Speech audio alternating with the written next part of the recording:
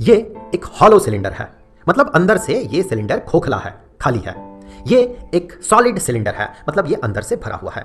दोनों सिलेंडर्स का dimension same है, मतलब लंबाई जो है, लेंथ जो है और थिकनेस जो है, ये दोनों के लिए सेम है, बिल्कुल सेम डायमेंशन का दोनों सिलेंडर्स है।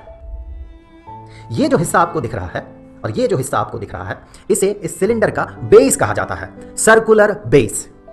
चलिए हम मान लेते हैं कि ये सर्कुलर बेस जो सर्कल है, इसका रेडियस है r। तो अब आप बताइए, ये जो सर्कल है, इस सर्कल का सरकमफरेंस कितना होगा?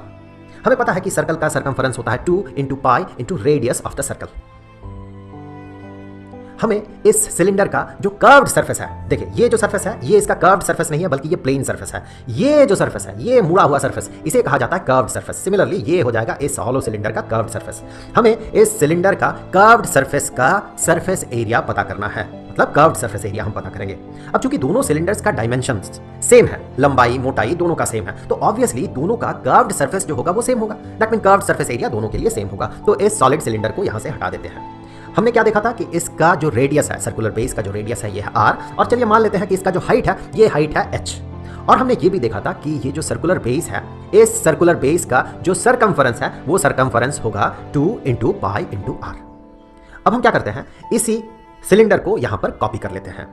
और कॉपी करने के बाद हम क्या करेंगे, इसे हम इस जगह से बिल्कुल सीधे हम काट लेंगे। काट के हम इसे खोलेंगे। हमने थोड़ा सा इसे खोला यहां पर। अब आप बताइए, ये जो लेंथ है, ये लेंथ कितना होगा? ऑब्वियसली जब ये पूरी तरह से मुड़ा हुआ था तो ये लेंथ कितना था? ये लेंथ था 2 पाई r। तो अब खुलने के बाद भी वो लेंथ तो सेम ही रहेगा। दैट मीन ये जो रेड कलर का आपको कर्व्ड लाइन दिख रहा है, इसका लेंथ होगा 2 × पाई × r।